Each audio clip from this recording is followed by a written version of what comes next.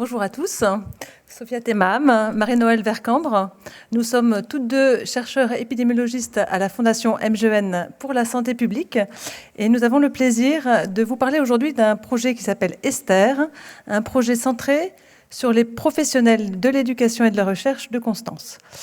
En tant qu'investigatrice principale d'Esther, je vais commencer par vous présenter dans son ensemble le projet et ensuite Sophia vous présentera ses résultats, donc deux études qu'elle porte plus spécifiquement dans le cadre d'Esther sur l'exposition au bruit des enseignants. Esther, acronyme pour études santé-travail dans l'éducation et la recherche, consiste en des analyses secondaires des données prospectives de Constance, focalisées plus spécifiquement sur les 20 000 volontaires qui exerçaient à l'inclusion dans la cohorte dans les secteurs professionnels de l'éducation et de la recherche, essentiellement des enseignants, 15 000 enseignants, mais également des professionnels de soutien à l'éducation, des chercheurs et des personnels de soutien à la recherche. La population Esther inclut également un échantillon d'autres professionnels, donc des professionnels qui exerçaient dans d'autres secteurs que l'éducation et la recherche, à des fins de comparaison. Les objectifs d'Esther, c'est à la fois d'un point de vue descriptif et étiologique, donc décrire la santé, les facteurs de santé de ces professionnels, d'identifier des expositions professionnelles à risque en tenant compte de ce qui se passe dans la sphère privée. La finalité, mieux connaître, mieux reconnaître, mieux protéger ces professionnels clés et contribuer indirectement à renforcer le système éducatif, la santé publique. En ce qui concerne les résultats, à gauche, vous avez les études publiées à ce jour, à droite, les études en cours. D'abord, j'aimerais remercier sincèrement toutes les personnes qui ont participé à faire parler les données Esther. Alors, elles ne sont pas toutes citées, mais il y en a beaucoup. Merci à elles. À faire rayonner Constance aussi. Et puis, nous l'espérons, à contribuer un peu à promouvoir la santé de ces professionnels dont il est question ici. Également, les volontaires, bien sûr. Hein, c'est eux qui nous fournissent toutes ces belles données. Pour ce qui est des études, je ne vais pas pouvoir détailler chacune, j'aimerais juste souligner la diversité des thématiques, leur complémentarité grâce aux données de Constance. Cela va des comportements de santé des personnels de l'éducation, alcool, tabac, mais aussi de manière plus spécifique, en temps de pandémie, le port du masque, l'adhésion à la vaccination anti-Covid. Cela passe par la santé mentale des enseignants, quelle est son évolution sur la dernière décennie, ou encore plus récemment et encore en cours, les facteurs associés au départ de la profession enseignante, qu'est-ce qu'on peut faire pour la prévenir, ou encore les trajectoires de santé des personnels de soutien à l'éducation. Et bien sûr, l'exposition au bruit des enseignants, et maintenant je laisse la parole à Sophia.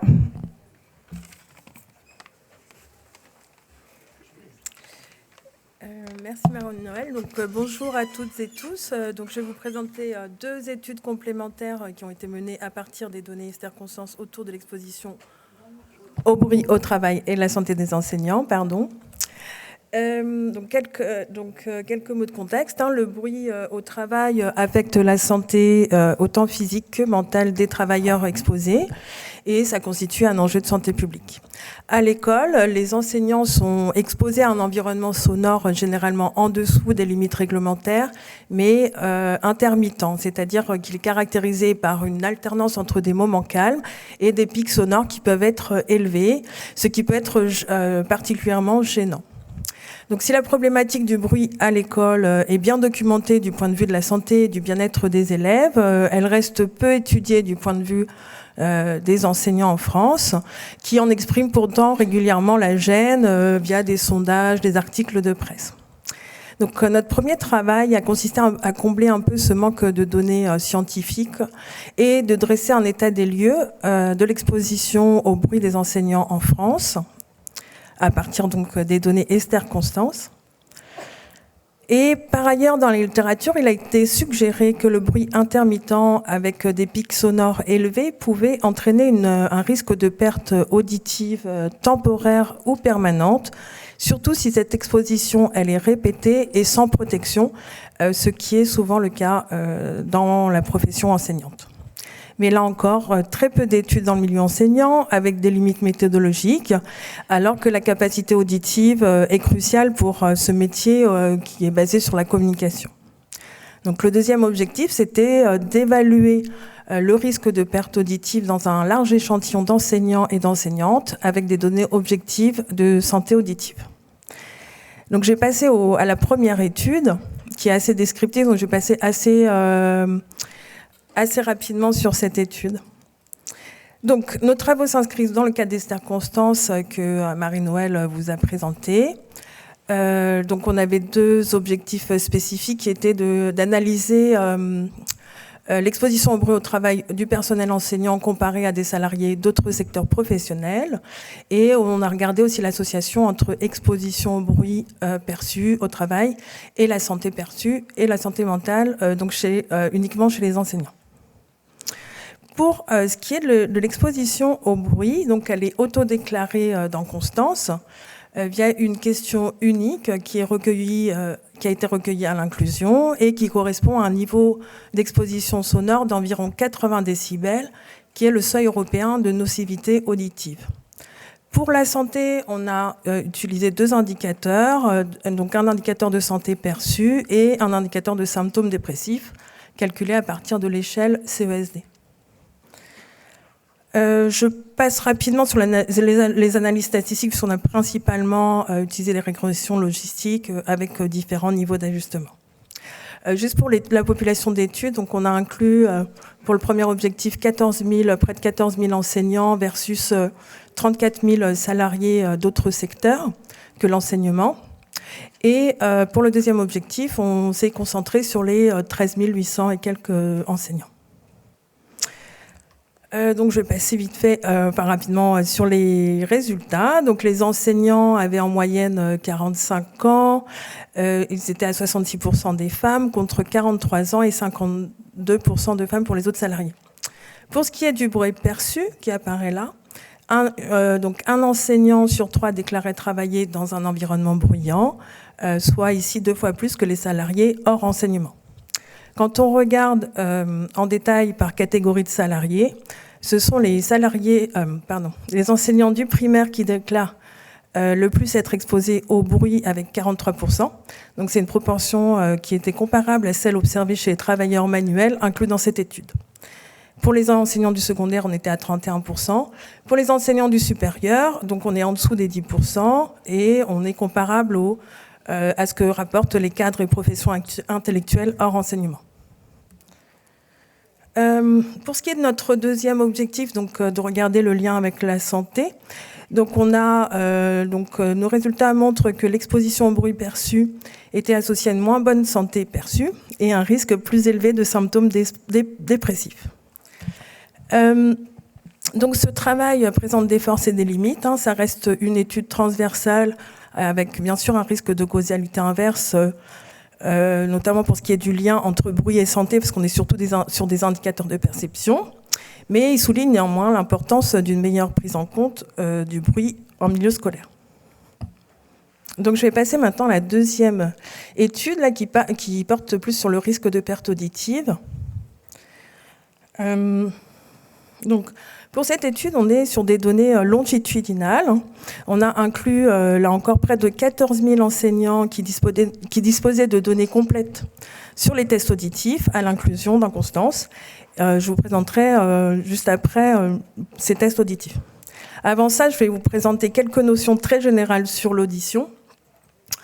Donc le son, c'est un phénomène physique, c'est une vibration de l'air qui est caractérisée par sa fréquence aiguë ou grave et qui est exprimée en hertz, sa durée courte ou longue et son intensité qui est exprimée en décibels.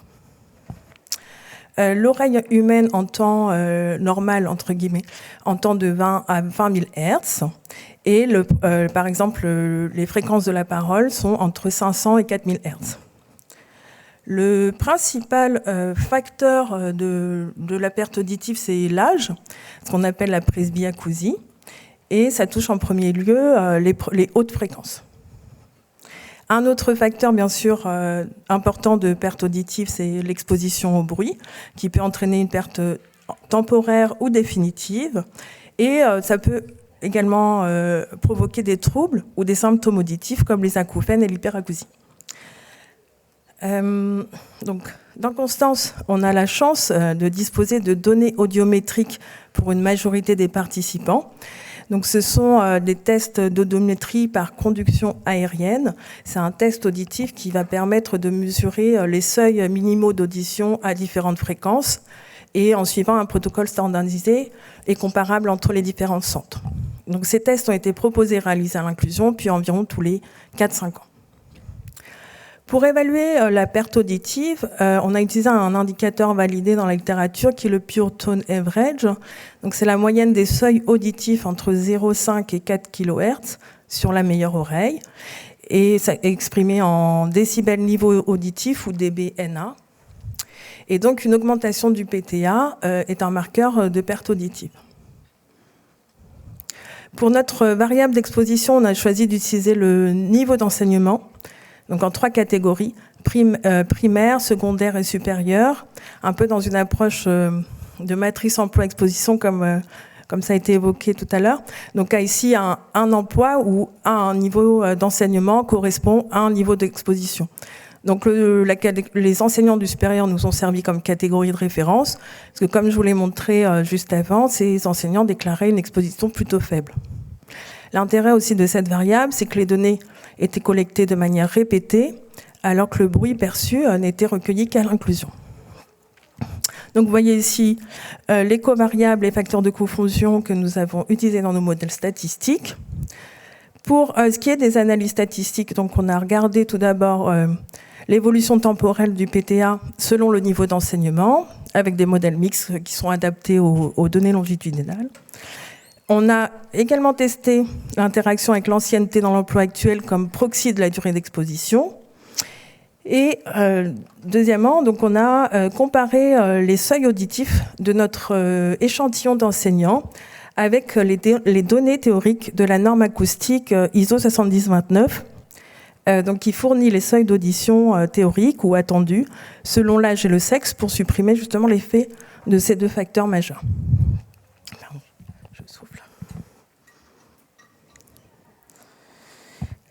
Donc, parmi les je passe aux résultats. Parmi les 14 000 enseignants inclus, on avait près de 6 000 qui avaient au moins 2 audiogrammes espacés en moyenne de 5 ans. Le tableau à droite vous présente les caractéristiques de la population à l'inclusion. Juste pour vous présenter, donc on avait 41% d'enseignants dans le primaire, 47% dans le secondaire et 12% dans le supérieur, avec une forte proportion de femmes dans le primaire et qui réduit à mesure que le niveau d'enseignement augmente. On retrouve également les chiffres du bruit perçu, donc, qui sont très similaires à ce que je vous avais présenté, entre 45% et 8% de bruit perçu. Donc, pour ce qui est des résultats un peu clés, les résultats du modèle mixte montraient que dans l'ensemble, c'était les enseignants du primaire présentaient une augmentation significative de leur niveau de PTA, donc qui signifie une perte auditive de 0,14 dBNA par an par rapport aux enseignants du supérieur. Quand on regarde, on a observé une interaction significative avec l'ancienneté. Et donc, on avait un risque en fait accru d'augmentation du PTA pour les enseignants du primaire avec moins de 5 ans d'ancienneté, alors que pour les enseignants avec plus d'ancienneté, l'association n'était pas significative. Je vais maintenant passer aux résultats de comparaison avec la norme ISO. Donc ici, c'est des résultats principalement descriptifs, mais que je trouvais assez parlants. Donc là, on est sur la comparaison chez les femmes enseignantes avec la norme ISO par groupe d'âge d'intervalle de 10 ans à l'inclusion et au suivi. Donc là, je vais vous montrer principalement l'inclusion. Donc, en ordonnée, ici, vous avez les fréquences, le seuil auditif en dBNA. En abscisse, vous avez les différentes fréquences testées lors des audiométries. Et donc les valeurs théoriques, je ne sais pas si ça ressort très bien, non, les couleurs ne ressortent pas très bien, désolé. Donc en pointillé, vous avez les données, les valeurs des ISO. Donc en foncé, c'est la médiane, en clair, c'est le percentile, le 90e percentile, mais que vous ne voyez pas. Et dans un camailleux de bleu, on a la moyenne des niveaux d'enseignants. Donc ce qu'on observe, on voit bien sûr l'effet de manière très claire, l'effet de l'âge sur l'audition. Par exemple, si on prend la médiane, on voit bien que la médiane augmente de manière importante avec l'avancée en âge. Donc ça, c'est pour une observation par rapport à la norme ISO. Et pour ce qui est des seuils auditifs des enseignants, ils sont relativement élevés par rapport aux valeurs théoriques. Et en fait, ils sont surtout autour du 90e percentile. Et ce sont les enseignants du primaire en bleu foncé là, qui ont les seuils d'audition les plus élevés de manière globale. Aussi, ce qu'on peut voir, c'est que les seuils auditifs sont assez élevés chez les jeunes enseignantes et qu'avec l'avancée en âge, ces seuils se rapprochent de la médiane ISO. Donc c'est en cohérence avec nos résultats stratifiés par ancienneté que je vous ai montrés. Je passe à la discussion en conclusion. Donc les enseignants du primaire présentaient un risque accru de perte auditive par rapport à ceux de l'enseignement supérieur, qui était notre catégorie de référence. Même si cette augmentation du PTA peut paraître relativement modeste, elle témoigne néanmoins d'une détérioration qui pourrait expliquer la forte prévalence de troubles auditifs qui est rapportée dans la littérature par cette population. On observe aussi que l'augmentation du PTA est plus marquée en début de carrière. C'est un résultat plutôt contre-intuitif, puisqu'on s'attendrait à ce que l'effet augmente avec la durée d'exposition. Donc, il y a plusieurs hypothèses qui pourraient expliquer ces résultats. Déjà, on ne peut pas exclure un potentiel biais du travailleur sain, c'est-à-dire que les enseignants avec des troubles auditifs pourraient quitter le métier plus tôt. Aussi, les enseignants expérimentés gèrent a priori mieux leur classe, ce qui pourrait a priori réduire leur exposition au bruit. Et pour cela, il faudrait des mesures de bruit pour valider cette hypothèse. Il y a deux mécanismes aussi physiologiques dans la littérature qui sont le réflexe stapédien, qui est déclenché à partir de 70 décibels. Donc c'est un réflexe pour protéger l'oreille et qui pourrait atténuer donc l'impact du bruit sur le long terme. On a aussi une autre hypothèse, c'est la saturation des effets, c'est-à-dire qu'au-delà d'un certain seuil de perte auditive, le bruit intermittent n'aggraverait plus la situation. Donc cette étude a plusieurs forces, donc elle est originale, elle bénéficie aussi de la richesse des données constantes, notamment les données longitudinales, un grand échantillon, des données objectives de perte d'audition, de santé auditive. On a bien sûr aussi quelques limites, pas de données mesurées du bruit, etc. Donc, en conclusion, nos résultats appellent quand même à poursuivre les recherches sur ce sujet qui est peu étudié en France. C'est ce qu'on espère pouvoir faire grâce au questionnaire SEV-Constance, donc qui est un recueil spécifique à l'intention des enseignants qui participent à la cohorte et qui va bientôt être lancé. Et donc, pour terminer, je voudrais remercier mes différents partenaires co-auteurs, avec une mention spéciale pour Nathalie, pour les analyses statistiques, le docteur Sophie Boucher, donc, qui est PHU à Angers, et qui nous conseille sur tout ce qui est analyse-interprétation pour les audiogrammes. Et donc, je remercie Alexis de nous avoir mis en contact avec Sophie. Je vous remercie de votre attention.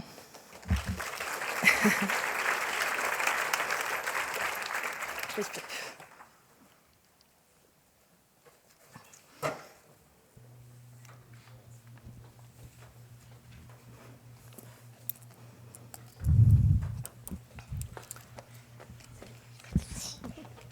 Merci beaucoup, c'est incroyable comme travail. Je trouve que c'est super important. Je suis demandé si vous avez aussi s'ils sont aussi inclus les éducateurs jeunes enfants ou si ils sont dans la primaire ou c'est d'accord, parce qu'ils sont souvent encore plus jeunes, oui. Je crois, que les autres. Effectivement, ça fait partie justement d'une des limites de notre catégorie de niveau d'enseignants, c'est que les enseignants de maternelle sont inclus dans le premier degré, dans le primaire.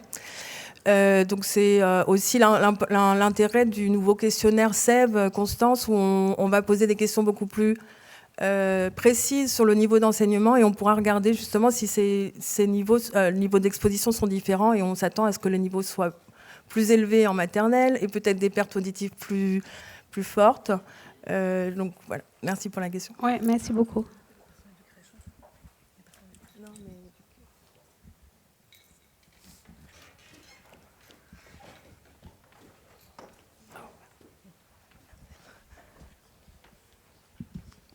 Merci beaucoup. Moi, j'avais une question sur est-ce qu'il y a une répartition géographique dans des zones d'éducation prioritaire, etc., des zones un peu discriminées, il y a plus de bruit qu'ailleurs. Est-ce que c'est absolument pareil dans les écoles à droite à gauche, ou est-ce qu'il y a des régions de France où, justement par rapport aux zones d'éducation prioritaire, où ça peut être effectivement différent? C'est une bonne question, mais là encore, dans Constance, on ne peut pas regarder ça parce qu'on n'a pas les lieux professionnels, les lieux d'emploi. Et c'est aussi une variable qu'on va récupérer dans SEV, donc avec les lieux d'établissement, qu'on pourra aussi appareiller avec les bases de données de l'éducation nationale sur justement les zones prioritaires d'éducation. C'est un peu les perspectives des travaux avec le nouveau questionnaire. Oui, merci beaucoup. Moi, j'ai été curieux de savoir pourquoi vous aviez mis le tabac en covariable. C'est quoi l'hypothèse autour du tabac Pour le bruit? Oui. C'est une bonne question, mais je crois, ça fait quelque temps que je fais des analyses, dans la littérature, j'ai regardé, il y avait un lien entre tabac et perte auditive. D'accord, ce lien. Et okay. d'autres... Ok, merci. Oui. Il fait tout. Merci. Moi, je me demandais, est-ce que par curiosité, vous avez quand même fait avec bruit perçu et perte auditive les analyses? Oui. Et ça donne quoi? Donc c'est vrai que ça fait partie des analyses supplémentaires dans l'article. Donc là, je n'ai pas présenté. Effectivement, on n'a pas d'association entre bruit perçu et perte auditive. Donc il y a plusieurs hypothèses. C'est vraiment, on est sur une donnée vraiment transversale. À un moment, on n'a pas de données de répétées et on est sur du perçu. Donc il y a une limite. Donc cette variable de la perception du bruit, elle est a priori, elle pose, elle est limitée pour vraiment mesurer une vraie exposition au bruit. C'est pour ça que vraiment qu'on a utilisé le niveau d'enseignement. Mais je vais tester des choses aussi avec le nouveau questionnaire SEV où on pourra regarder. On repose nous cette question-là dans le questionnaire SEV. On aura 2 points, donc on pourra faire des études. Merci. Pour effectivement ce résultat paradoxal, que ça va moins bien, ça va de mieux en mieux plus on est exposé longtemps. Pas de mieux en mieux, mais en tout cas c'est moins... Oui, moins mal. Moins mal, on va dire. Vous avez pensé au calendrier professionnel complet? C'est l'hypothèse du Elsie Walker Effect que les gens sortiraient de l'emploi parce que... ça peut se vérifier à travers le calendrier professionnel. Vous l'avez regardé, ça? Si vraiment elles sortent, je dis elles, c'est surtout des femmes. Enfin. Dans le primaire, oui. Pas encore, mais c'est une idée de perspective. Donc il y a une étude là, sur la sortie des enseignants. Parce que on peut le vérifier, on a un calendrier professionnel complet. Oui. Donc, oui, c'est intéressant à noter. Oui, merci pour cette belle étude. C'est juste un commentaire sur l'intérêt du suivi audiométrique des enseignants par la médecine du travail. Oui. C'est une très bonne idée, mais il faut vraiment recruter des médecins du travail. Là, on est à 1 pour 60 000 enseignants, voire 1 pour 100 000 ou 120 000 dans des toutes petites villes comme Nantes, par exemple. C'est comme ça. Oui, donc, d'où l'intérêt. Juste un commentaire. Oui, parfait. Je suis d'accord. Merci Yves Roclor. Merci beaucoup pour votre présentation.